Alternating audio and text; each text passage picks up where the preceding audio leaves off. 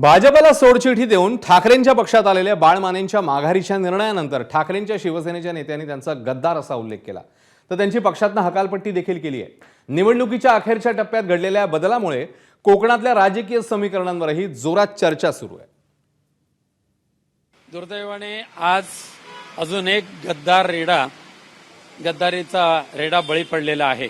माननीय उद्धव साहेबांनी स्वतःच्या सख्या भावाप्रमाणे त्याला वागवलं, मान सन्मान दिला, प्रत्येक गोष्ट मान्य केली आणि आज ऐन मोक्याच्या वेळेला बाळमानेने गद्दारी करून उद्धवजी ठाकरे साहेबांचा विश्वासघात केला।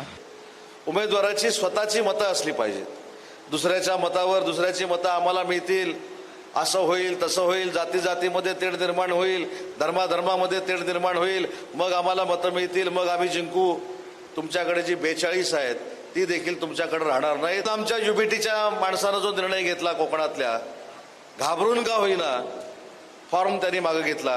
बाळमाने साहेब हे अनुभवी आहेत, आमदार राहिलेले आहेत, ह्यांना एकाही लहान वयातला विषय नाही आहे, त्यांना बरं वाईट काय सगळ्या गोष्टी माहिती आहेत। आमच्या वरिष्ठ पातळीवर त्या सगळ्या नेत्यांचा शब्दाचा मान ठेवून आणि एकंदरीत ती काय राजकीय परिस्थिती त्यांना त्यांच्या अनुभवापोटी जी दिसली त्याप्रमाणे तरी तो निर्णय घेतलेला आहे।